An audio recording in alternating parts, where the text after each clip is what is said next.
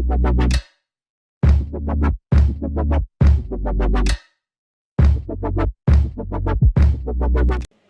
jadi sekarang ini gue tuh lagi ada di rumah sakit Mataram. Eh, Ngapain gue di sini? Gue itu mau nganterin Blind Man Jack, Pak. Oh, selamat pagi, selamat siang, selamat apapun Anda menonton. Jadi gue tuh mau nganterin Blind Man Jack untuk operasi matanya.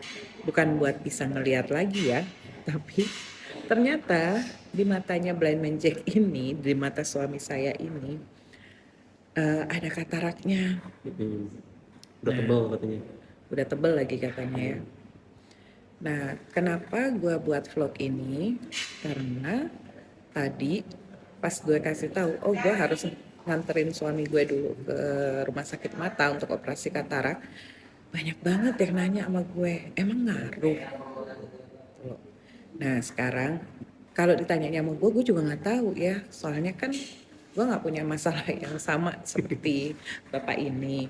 Sekarang tanya aja sama bapak ini, emang ngaruh kalau ada katarak terus harus dioperasi gitu.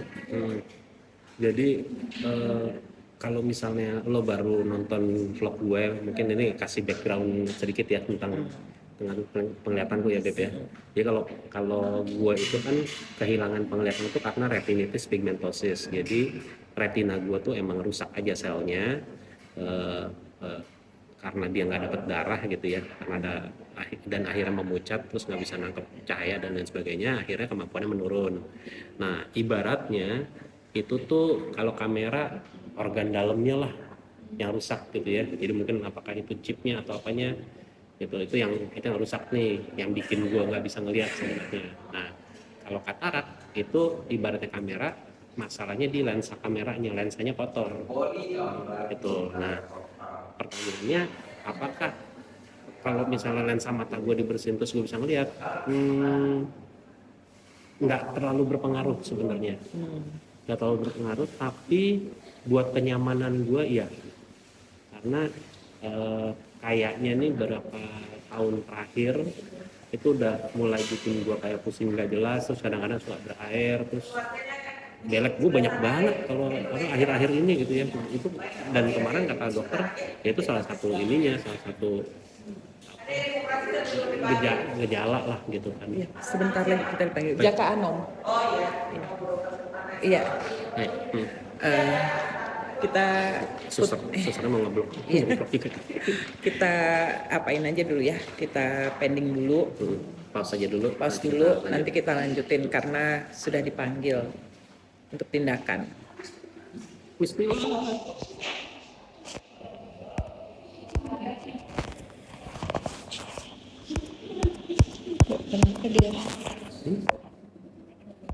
Oke, kita lanjutin lagi ya. Ternyata cuma ditanya-tanya doang tadi. Terus gimana?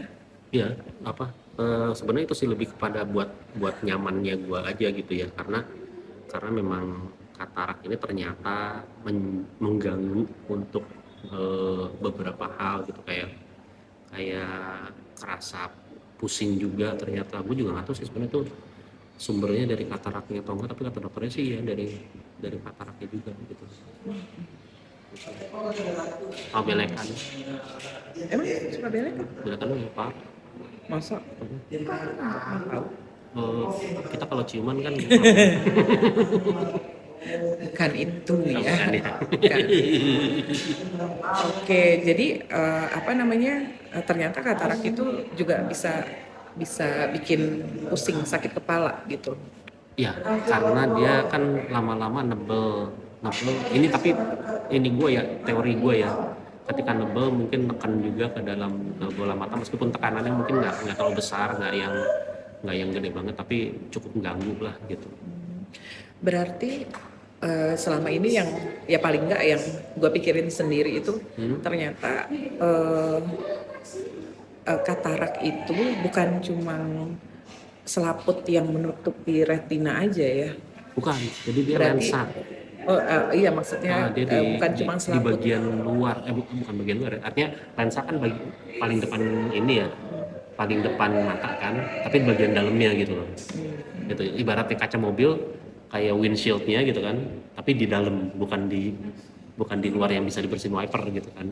Oh iya, iya itu kan makanya harus harus Nah, melalui operasi. betul. Cuma maksudnya gue tuh, gue pikir tuh yang dilakukan itu hanya mengangkat selaput yang kayak halimun itu aja, Nah, gitu loh. Tapi kemarin ternyata ada efeknya juga ya. ke yang lain.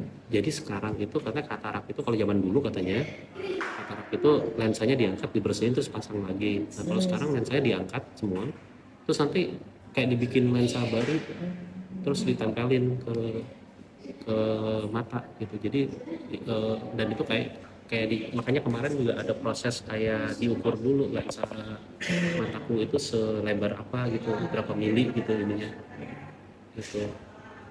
Oke, ya udah nanti untuk lebih jelasnya, ya penjelasan dari yang bukan ahli cuma segini doang kan. Oh teman-teman kalau ada yang mau komen di bawah komen aja, artinya Iya, mungkin ada yang punya pengalaman, pengalaman pengetahuan pengetahuan, tentang iya. katarak. Dan mungkin ini yang penting juga gitu ya, ternyata sebagian besar orang yang mengalami RP itu kebutaannya dari katarak ininya. Dari katarak. Jadi artinya kataraknya itu memberikan kontribusi untuk kebutaannya dia juga. Berarti dia udah punya katarak sebelumnya. RP dulu. Iya makanya. RP dulu itu kan mungkin gini. Jadi karena dia RP mungkin dia kehilangan 70% penglihatannya gitu ya, misalnya gitu ya. Nah, dengan adanya katarak mungkin bisa nambah lagi 15%. Jadi dia tinggal punya sisa 70 tambah 15 85, sisa 15 potong zakat 2,5% pajak sama Fix total. tapera kemarin total tinggal 7,821 lah ya. 7,821% gitu. Iya berarti. Gitu. Jadi kalau misalnya poinnya kita adalah tambah bingung ya, kalau udah ngomongin RP kaitannya sama katarak, terus dengan akan menambah apa namanya persentase untuk tidak melihatnya. Berarti katarak itu bisa dialami sama orang yang usianya masih muda juga. Bisa. Jadi di banyak kasus yang masih muda itu udah katarak. Dulu aku pernah punya teman kerja sama di LSM juga ya. Waktu at that time kita masih about 27 28, dia sebelah kanannya udah katarak waktu itu, dan dia nggak sadar gitu bahwa dia udah katarak itu karena penumpukan lemak katanya. Gitu. Ya udah, macam-macamnya juga banyak. Nanti untuk lebih jelasnya ya siapa tahu nanti dokter Silvana. Nanti dokter Silvana mau ini ya, mau bantu ikut menjelaskan gitu soal masalah katarak ini dan RP dan sebagainya itu. Nah sekarang yang mau gue tanya lagi itu pertanyaannya orang ini kan, ya kalau tadi masalah emang ngaruh di operasi katarak gitu.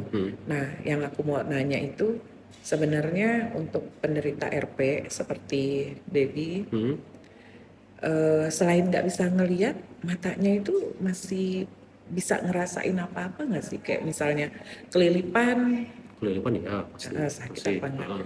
Kalau katarak kan udah dijawab tadi ya. Kalau katarak berarti ada yang ngeganjel gitu. Kayak waktu itu kan kornea aku robek, ingat nggak? Yang berapa tahun lalu ya itu ya.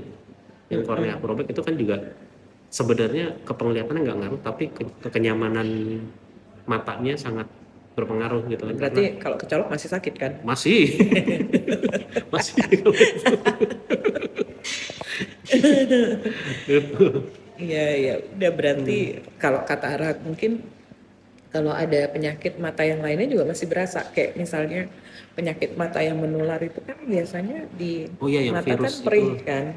Itu berasa pasti. juga. Dulu pernah kena juga berapa kali kayaknya ya, 2-3 kali ya, itu kerasanya kayak mata berpasir gitu loh. Nah terus ya pas ngomong sama temen, aku mau periksa mata dulu, diketawain. Iya sih. Karena sebenarnya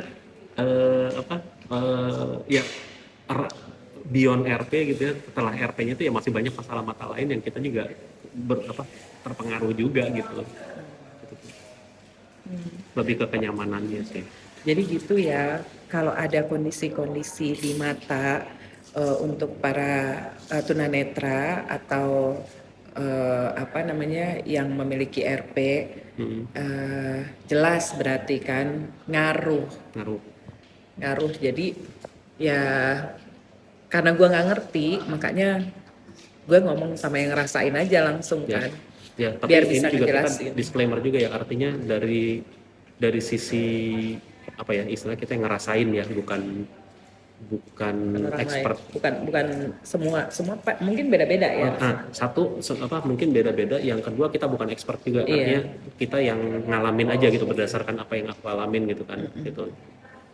Ya, jadi gitu ya teman-teman, mudah-mudahan penjelasannya menjawab semua pertanyaan dan rasa penasaran.